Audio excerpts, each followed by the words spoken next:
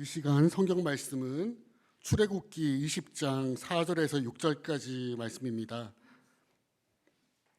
구약 성경 111페이지입니다.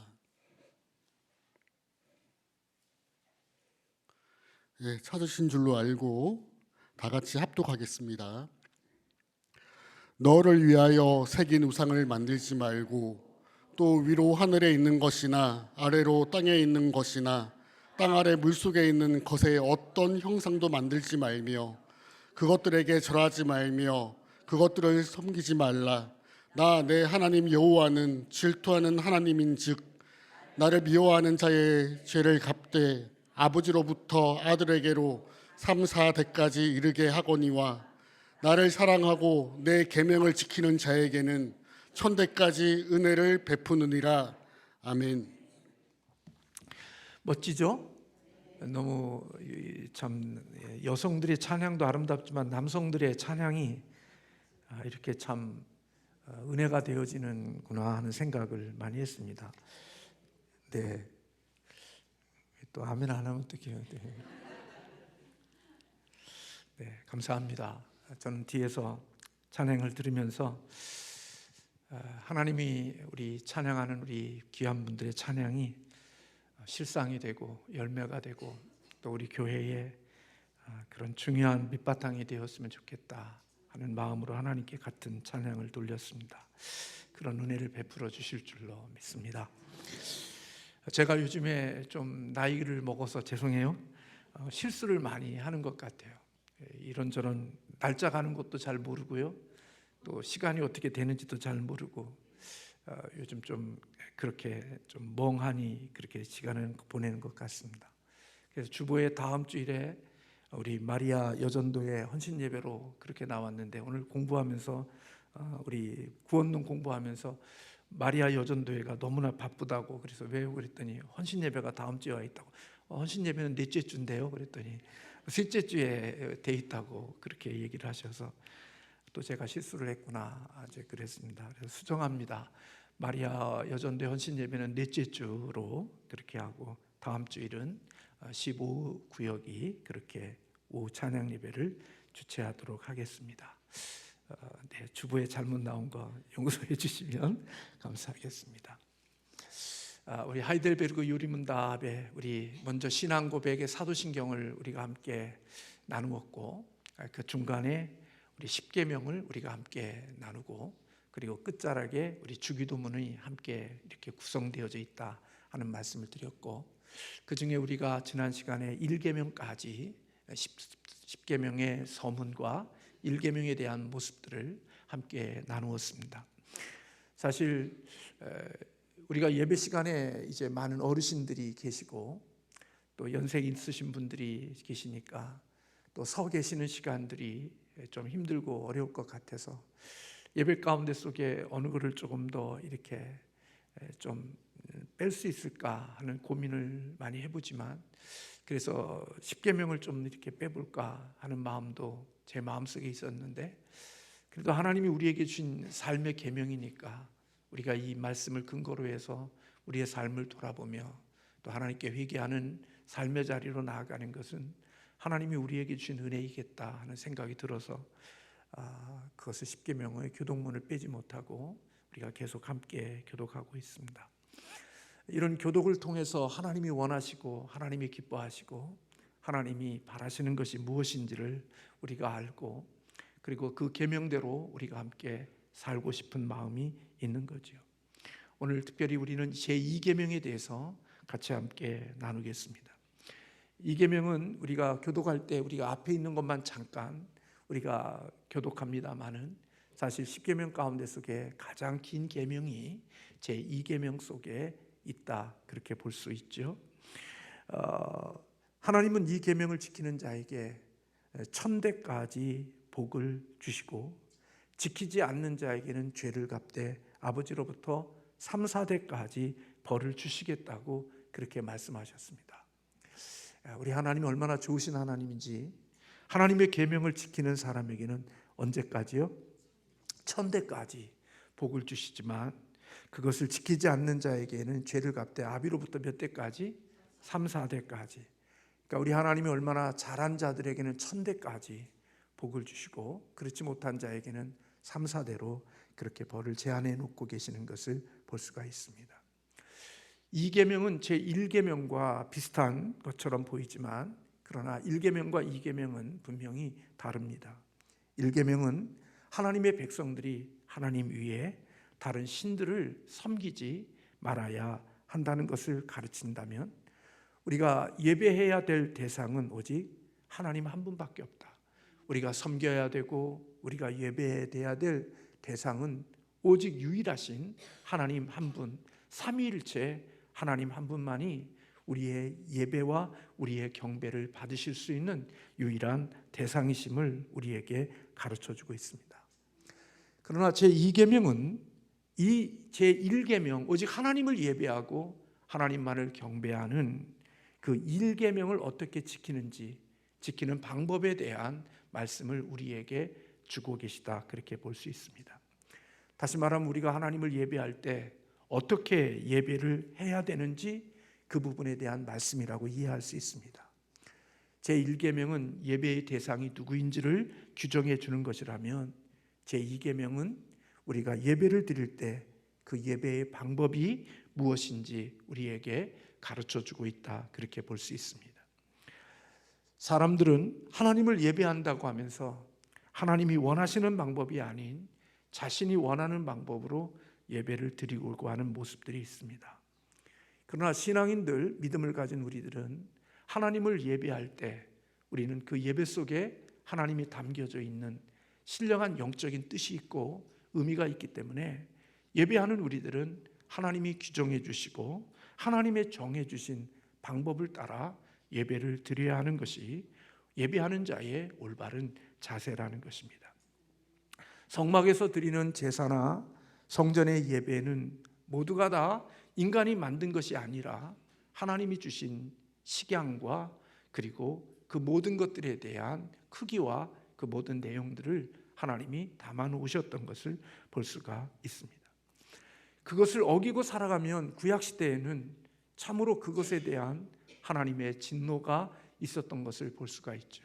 우리가 잘 아는 대로 아론의 아들 나답과 아비후가 각기 향로회를 가져다가 여호와께서 명령하시지 않은 다른 불을 가져다가 여호와 앞에 분향했을 때 하나님께서는 여호와 앞에서 불이 나와 그들을 죽였다, 그렇게 레위기 10장에 기록되어지고 있음을 봅니다. 내 마음대로 하나님을 예배하는 게 아니라 하나님의 정해주신 그런 모습을 따라, 규칙을 따라, 정하신 방법을 따라 하나님을 예배하는 사람들이 되어야 한다는 것입니다. 그래서 오늘 하이델베르그 교리문답 96문에서는 하나님께서 제2계명에 요구하시는 것에 대해 묻고 답을 하고 있습니다. 한번 같이 한번 읽겠습니다. 96문, 하나님께서 제2계명에서는 무엇을 원하십니까? 같이 한번 읽겠습니다. 우리가 어떤 방법으로도 하나님을 형상화하지 말아야 하고, 또한 하나님께서 자신의 말씀에서 명령하신 것과 다른 어떤 방법으로도 그분을 숭배하지 말아야 한다는 것입니다. 하나님은 어떤 하나님이라고 말씀하고 있느냐? 나는 질투하는 하나님이라고 말씀하시면서 결코 우상을 숭배하지 말라고 명하십니다. 구약시대의 어떤 사람들은 자신이 만든 형상들이나 장식품들이 특별한 영적인 효능이 있다고 자신의 몸에 그것을 지니고 다니는 모습들이 있었습니다. 그래서 영적으로 심각한 문제를 나타내기도 했습니다. 그들은 사람이 만든 조각이나 그 어떤 것들이 하나님에게 더 가까이 나아가게 하는 효령과 효능이 있다고 여기고 그런 것들을 지참하고 다니는 사람들도 있었습니다. 그리고 그것들이 하나님을 대신한다고 생각한 거죠. 그런데 하나님은 자기의 형상을 눈에 보이는 그 어떤 것들로 만들지 말라고 말씀하셨습니다. 왜 하나님께서는 하나님의 형상을, 하나님을 어떤 형상으로 눈에 보이는 것으로 만들지 말라고 하신 이유가 어디에 있을까요? 그것은 우리가 잘 아는 대로 하나님은 영이시기 때문에 그렇습니다. 신명기 4장 15절에 여호와께서 호렙산 불길 중에서 너희에게 말씀하시던 날에 너희가 어떤 형상도 보지 못하였은즉 너희는 깊이 삼가라, 그렇게 말씀하고 있습니다.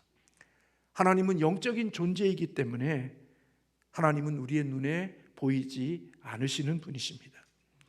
그러므로 하나님을 어떤 우리 인간의 눈에 보이는 형상으로 만든다면 사실은 눈에 보이지 않는 영적인 하나님의 본질을, 참된 하나님을 잃어버리는 것이 될 수 있기 때문에 하나님은 우리에게 보이지 않는 하나님을 인간이 어떤 형상으로 만들어서는 안 된다고 명하고 계시는 것입니다. 남자의 형상이든지 땅 위에 있는 그 어떤 짐승의 형상이든지 하늘에 나는 날개를 가진 어떤 새의 형상이든지 하나님을 그 어떤 형상으로 만들어서는 안 된다고 말씀하고 있는 것입니다. 이 땅에 존재하는 자연, 해와 달과 별, 이런 그 어떤 것들로도 하나님을 그것들로 만들어서 경배하고 섬기지 말아야 한다는 것이지요. 아론과 이스라엘 백성들은 우리가 잘 아는 대로 광야에서 무엇으로 하나님을 만들었죠? 금송아지를, 이것이 우리를 구원해낸 하나님이라고 금송아지를 만들어서 그를 섬겼던 것을 볼 수가 있습니다. 그리고 이 모습을 보시고 하나님은 크게 진노하셨던 것을 볼 수 있습니다. 또 하나 우리가 하나님의 형상을 만들지 말아야 되는 이유는 하나님이 지극히 높으신 위엄을 지니고 계신 분이기 때문에 그렇습니다. 우리는 그 어떤 그림이나 그 어떤 형상이나 조각품으로도 하나님의 온전하심을 그려낼 수가 없습니다. 인간이 만들어낸 그 어떤 것도 하나님의 하나님됨을 그릴 수 있고 또 조각할 수가 없다는 말입니다. 사람들이 우상을 만드는 이유는 단지 하나님을 위해서가 아닙니다. 우상을 만드는 이유는 것은 오늘 본문의 말씀에 보면 그렇게 이야기하고 있죠. 너를 위하여 새긴 우상을 만들지 말고 그랬습니다. 우상은 왜 만드느냐? 사실은 자신이 섬기는 신을 위해서 우상을 만드는 것이 아니라 자신의 행복과 번영을 위해서 우상을 만드는 것입니다. 그러므로 우상은 하나님에 대한 것이 아니라 인간에 대한 그러한 부분들이 포함되어져 있는 것이죠. 하나님께서는 우상을 섬기는 자에게는 3, 4대까지 그 죄를 묻게 하시겠고 하나님의 계명을 지키고 그 말씀을 따라 사는 자에게는 1000대까지 은혜를 베풀겠다고 말씀하셨습니다. 그러므로 저와 여러분은 하나님을 대신해서 그 어떤 형상이나 어떤 조각이나 그 어떤 모양으로도 만들어서는 안 되고 그것을 마치 하나님처럼 그 조각을 만들고 형상을 만들어 우리의 품에 지니고 다니거나 그것을 품고 다니면서 마치 그것이 하나님인 것처럼 경배하는 자가 되어서는 결코 안 된다는 사실을 오늘 성경은 우리에게 가르쳐주고 있는 것입니다. 그래서 하이델베르그 교리문답 97문은 그렇게 묻고 있습니다. 같이 한번 읽겠습니다. 그렇다면 어떤 형상도 만들지 말아야 합니까? 네, 그거에 대한 답을 우리 한번 같이 읽겠습니다. 하나님은 결코 형상화될 수 없고 되어서도 안 됩니다. 비록 피조물들이 형상화될 수는 있겠지만 인간이 그것을 경배하거나 그것으로 하나님을 섬길 목적으로 그와 같은 형상을 만드는 것과 가지는 것에 대해서는 하나님께서 금하셨습니다. 바울은 로마서 1장 23절의 말씀에 보면 썩어지지 아니하는 하나님의 영광을 썩어질 사람의 새와 짐승과 기어다니는 동물의 모양의 우상으로 바꾸었다, 그렇게 지적했습니다. 하나님의 영광은 썩어지지 않는 영광인데 그 썩어지지 않는 영광을 썩어질 사람과 새와 짐승과 기어다니는 동물의 모양으로 우상을 만들어 버렸다라고 그렇게 우리의 인간의 죄성에 대한 모습들을 지적하고 있는 것을 봅니다. 교회들에도 성화나 성인들의 어떤 조형물들은 영적으로 많은 위험의 요소들이기 때문에 우리 예배당에도 여러분들이 다니시면서 보지만 어떤 성화나 그리고 어떤 성인들의 조화물들, 어떤 그런 것들이 예배당에 있지 않음을 여러분들이 보게 될 것입니다. 물론 예수님의 최후의 만찬이나 천지창조나 또 크리스마스 트리나 이런 것들은 문제가 된다는 말은 아닙니다. 물론 천지창조를 통하여서 또 예수님의 어떤 최후의 만찬을 통하여서 우리에게 주는 그런 많은 의미들이 있지만 우리는 그것이 모든 것에 우리의 신앙에 결코 유익이 되는 것만은 아니라는 것입니다. 우리에게 좋은 미술 작품으로 우리에게 감동을 주지만 그것은 그냥 미술 작품일 뿐이지 그 앞에서 경배하거나 그것을 섬기는 일들은 우리 그리스도인들은 해서는 안 된다는 것입니다. 또한 기도에 집중하기 위하여서 마리아나 또는 천사들이나 성인들의 그림을 사용함으로써 우리가 좀 더 하나님께 가까이 가고 또 기도를 더 잘하기 위하여 그러한 도구들을, 그러한 것들을 필요하여 그 성상들 앞에나 그 모양들 앞에서 무릎을 꿇고 기도하거나 그것들을 입맞추는 것들은 결코 하나님께서 금하신 것들임을 오늘 하이델베르그 교리문답은 우리에게 가르쳐주고 있습니다.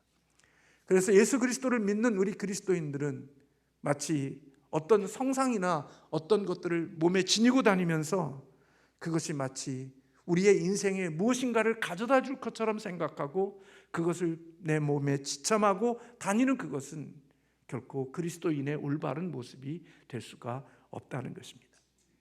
그런 의미에서 우리 로마 캐톨릭은 하나님의 계명을 온전하게 지키고 있지 못하는 것입니다.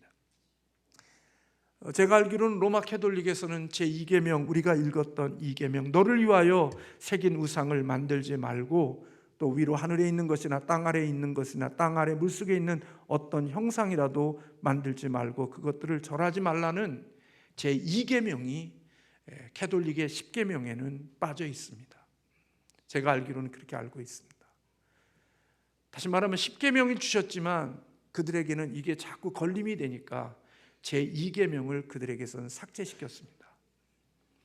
그리고 제10계명을 둘로 나누어서 10계명을 만들었습니다. 한번 다음 그림을 한번 보여주시면 우리 개신교의 우리 성경적인 10계명과 그리고 캐톨릭의 10계명을 좀 볼 수 있습니다. 1계명, 그렇고 제가 전체를 그렸는데 저걸 좀 나눠서 또 올려주셨네요. 두 번째, 너를 위하여 우상을 제2계명인데 저기는 3계명을 2계명으로 올려놨습니다. 그래서 2계명을 빼버리고 하나님의 이름을 함부로 부르지 말라. 그것은 사실 우리 10계명에 보면 사실은 3계명의 여호와 이름을 망령되이 부르지 말라 하는 3계명을 사실은 2계명으로 그들은 올려놨습니다. 그러면 계명이 하나 없어졌기 때문에 그들은 10계명이 될 수가 없으니까 그들은 이렇게 계명을 10계명에 쭉 넘겨서 한 계명씩 이렇게 떨어지죠. 사람을 죽이지 말라, 부모를 공경하라, 살인하지 말라, 간음하지 말라, 간음하지 말라, 도둑질하지 말라, 도둑질하지 말라, 거짓 증언하지 말라, 내 이웃에 대하여 거짓 증거하지 말라. 이 10계명을 오늘 캐톨릭에서는 2개로 나누었습니다. 하나는 그 전에 한번 보시죠. 남의 아내를 탐내지 말라. 그리고 그 다음에 남의 재물을 탐내지 말라. 10계명을 둘로 나누고 2계명을 삭제해버린 것입니다. 그래서 그들은 10계명을 만드는 것입니다. 왜 그랬을까요? 왜 그들은 이 계명을, 어떤 형상도 만들지 말라는 이 계명을 그들의 10계명 가운데 속에 인위적으로 제거하고 성경에 기록된 그것을 제기하고 하나님의 없는 말씀들을 더 늘려서 계명을 10계명으로 만들었을까요? 여러분들이 잘 아는 대로 성당 입구에 가면 무엇보다도 마리아상이 반듯하게 서 있는 것을 볼 수가 있을 겁니다. 그리고 그 마리아상의 품 안에 갇혀 있는 작은 어린 예수의 품 안에 담겨 있는 예수님의 모습을 볼 수가 있습니다. 그 상 앞에 촛불을 켜놓고 거기에 절하고 기도하는 모습들을 우리는 자주 볼 수 있습니다. 마치 불교에서 염주를 돌리듯이 그들이 그 앞에서 기도하는 모습들을 우리는 자주 발견하게 되어집니다. 그것은 그들이 바로 우상을 섬기는 그런 형상을 만들지 말라는 하나님의 계명을 그들이 지키고 있지 못하는, 하나님의 계명을 어기고 있는 그런 죄를 범하고 있는 행위들이 그들 가운데 있는 것입니다. 여러분들이 생각할 때 거기는 큰 교회고 우리는 작은 교단이고, 거기는 큰 집이고 우리 개혁교회는 작은 집이라고 그들은 이야기하지만, 들어가 보면 거기에 얼마나 많은 것들이 숨겨져 있는지 모릅니다. 얼마 전에는 교황이 동성애에 대한 부분들을 축복해 줘야 된다고 그렇게 선언했습니다. 그것은 엄청난 이야기를 한 것입니다. 우리는 그 속에 별것 아닌 것 같지만 들어가 보면 얼마나 많은 부분들 속에 오늘 하나님이 기뻐하지 못하는 부분들이 담겨져 있음을 발견하게 됩니다. 그곳은 큰 집, 우리는 작은 집, 결코 그런 의미가 아닙니다. 하나님의 계명을 자기들을 위하여 빼버리고, 그리고 하나님의 계명을 인위적으로 나누어 인간적으로 십계명을 만들어 놓고 믿음을 가지고 살아가고 있는 그들의 모습 속에 저는 그곳에 그렇게 긍정적인 모습을 생각하고 있지 않습니다. 구원에 있어서도 여러분들은 어떨런지 모르지만 저 개인적으로는 많은 그렇게 긍정적인 생각을 갖고 있지 않습니다. 주님은 우리가 하나님 걸 예배할 때 이런 형상들을 앞에서, 형상들을 통해서 하나님 앞에 나아가도록 말하고 있지 않습니다. 하나님은 예배할 때 영과 진리로 예배할지니라 그렇게 말씀하셨고, 하나님은 오늘 또 그렇게 영과 진리로 예배하는 자를 하나님은 찾으신다고 말씀하셨습니다. 그러므로 우리는 이런 질문에 대하여 어떻게 대답해야 되는지 우리 98문을 같이 한번 읽겠습니다. 하지만 그 형상들이 교회에서 평신도용 교제로도 허용될 수 없다는 것입니까? 거기에 대한 답을 같이 한번 읽겠습니다. 그렇습니다.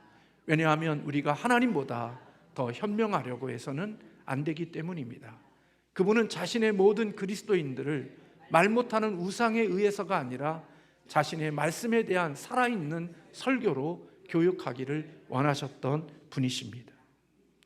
당시 로마 캐톨릭은 일반 신자들이 성경을 읽는 것이 허용되어지지 않았기 때문에 성경 대신에 그림이나 조각상들을 가지고 성도들을 가르쳤습니다. 이 부분에 대해서 98문은 우리에게 이렇게 대답해 주고 있는 것입니다.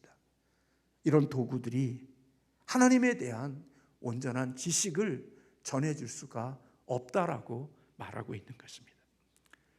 때때로 저도 설교하는 시간에 영상을 보여주고 영상을 통해서 우리가 뭔가 교훈을 얻으려고 하지만, 어떤 목사님은 예배 시간에 그 어떤 영상도 예배 순서 가운데 속에 개입시키지 않으려는 목사님들도 계시는 것을 볼 수가 있습니다. 그것은 하나님의 말씀을 하나님의 말씀대로 온전하게 전해질 수 없는 부분들이 있고 오해될 수 있는 부분이 있다고 해서 하나님의 말씀을 증거하는 일에 인간적인 그러한 부분들을 가능한 한 넣지 않겠다고 마음을 먹고 설교하시는 목사님도 계시는 것을 보았습니다. 우리는 삼위일체 하나님에 대하여 열심히 진지하게 가르쳐야 되지만, 그 가르치는 도구가 하나님의 말씀을 선포하고 읽고 배우는 것을 통해서 자신의 백성들을 가르치기를 원하셨다는 것입니다. 따라서 우리는 어떤 형상이나 우상을 그리고 그림을 사용하지 않아도 우리에게 주어진 사명을 감당할 수 있는 것이지요. 종교 개혁가들은 교인들에게 하나님의 말씀을 통해 하나님을 올바르게 가르쳐서 그들이 하나님의 말씀에 근거한 균형 잡힌 신앙과 가치관을 갖게 했습니다. 디모데후서 3장 16절과 17절에 있는 말씀, 모든 성경은 하나님의 감동으로 된 것으로 교훈과 책망과 바르게 함과 의로 교육하기에 유익하니 이는 하나님의 사람으로 온전하게 하며 모든 선한 일을 행할 능력을 갖추기 위함이다. 하나님의 말씀 속에 그 모든 게 있다는 겁니다. 오늘 찬양 가운데 제가 다 잘 기억되지 않는데 하나님 만났으면 끝이라면서요. 다른 거 더 필요 없다면서요. 여러분, 저와 여러분이 신앙생활하면서 말씀이 우리 손에 있다는 게 얼마나 큰 축복인 줄 아십니까? 하나님의 섭리와 하나님의 은혜 가운데 우리 그리스도인들에게 이 말씀이 그렇게 긴 시간 속에 이 정경으로 캐논으로 주의 말씀이 우리 손에 들려지게 했다는 것, 이건 하나님의 엄청난 은혜인 것입니다. 안 읽잖아요. 그런데 하나님 말씀보다, 주의 말씀보다 다른 것을 더 좋아하고 주의 말씀을 배우는 것보다는 다른 것들에 시간을 쓰기를 원하지, 하나님의 말씀을 읽고 배우고 듣고 그 말씀을 통하여 하는 이러한 것들에 열심을 내지 못하는 우리들의 모습이 있잖아요. 그래서 여러분, 개혁교회는 무엇을 중요하게 여겼냐? 캐톨릭에서 종교를 개혁할 때 교회가 참으로 중요하게 여겼던 것이 바로 설교인 것입니다. 그래서 설교의 단을 이렇게 높이 놓아서 하나님의 말씀의 권위를 세우려고 했던 것이 종교개혁자들의 마음이었다고 제가 알고 있습니다. 하나님은 말씀을 통해서 교제하시고, 하나님은 말씀을 통해서 우리를 훈련시키고, 하나님은 말씀을 통해서 우리를 변화시켜 가신다는 것입니다. 말씀을 통해 그분의 뜻을 보이시고 하나님의 뜻을 발견하고 하나님을 뜻을 깨달을 수 있는 것이 말씀 속에 있다는 것입니다. 만약에 여러분들이 계시를 받았고 누군가가 가서 기도하는 중에 여러분들에게 뭔가를 해줬는데 만약에 그것이 하나님의 말씀과 일치를 거르지 않는다면 그거는 잘못 받은 계시일 수 있습니다. 하나님의 계시는 주님으로부터 온 하나님의 계시고 주님이 주신 어떠한 뜻이었다면 그것은 분명히 뭐와 일치가 되어지느냐?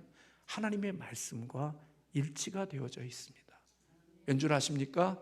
성령을 누가 기록했어요? 성경을 성령의 감동으로 기록된 겁니다. 하나님이 기록하신 것입니다. 그러면 하나님의 뜻을 보여주실 때 하나님이 계시되어진 성경과 다른 계시를 주실 이유가 없습니다. 그분은 같은 분이시기에 같은 메시지를 주는 것입니다. 그래서 사람들이 뭐 계시를 받았다고 그러고 뭐 하나님의 뭐 음성을 들었다고 그러는데 그게 하나님의 말씀과 일치가 되지 않는 것이라면 그것은 자신의 욕심과 자신의 욕망이 너무나도 강하니까 사단이 하나님을 가장하여 속이는 영이 그에게 들어와서 그런 마음을 갖게 하시고 그게 마치 하나님의 계시인 것처럼 내가 주의 음성을 들었다고 말하고 하나님과 뜻과 관계없이 선택하고 나갈 수 있는 일들이 우리의 인생 가운데 있는 것이죠. 그래서 우리 그리스도인들은 늘 언제나 무엇을 근거로 삼아야 되느냐? 내가 뭘 받았더라도 그것이 말씀이 그러한가 하여 말씀을 근거로 해서 다시 한번 베레아 성도들처럼 그것이 그러한가 하여 말씀을 또 보는 것처럼 그들이 늘 우리의 신앙의 중심에는 어떤 형상이나 조각품이나 그 어떤 것이 우리의 신앙의 중심이 아니라 하나님의 말씀이 우리의 신앙의 중심 속에 있어야 함을 가르쳐주고 있는 것입니다. 우리는 주님의 명령에 순종하여 그리스도인들에게 모든 것을 가르치는데 열정과 노력을 기울이는 하나님의 사람들이 되어야 하는 것이죠. 살면서요, 다른 것들은 다 지나가요. 그리고 별로 시시해져요. 근데 주의 말씀은요, 정말 살아서 움직여요. 그게 안타까운 게 언제? 세상에 교회 와서 이것저것 일들은 많이 하는데 하나님의 말씀을 듣는 시간에는 마음과 모든 열정을 다하지 않는 모습을 보면 안타까워요. 우리의 신앙과 우리의 믿음이 온전하게 세워져 가는 것은 주의 말씀을 들을 때 성령이 역사해 주셔서 그것이 내 마음에 주의 음성으로 들려졌을 때 우리의 인생을 변화시키고 우리를 성화시키고 성숙하게 하는 거거든요. 근데 그런 자리에는 안 오고 뭐 움직이고 일하고 뭐 이런 것들에 대해서만 마음을 두지 주의 말씀을 듣는 시간에는 모든 마음들을 집중하지 못하는 모습을 보면 참 마음이 안타깝죠.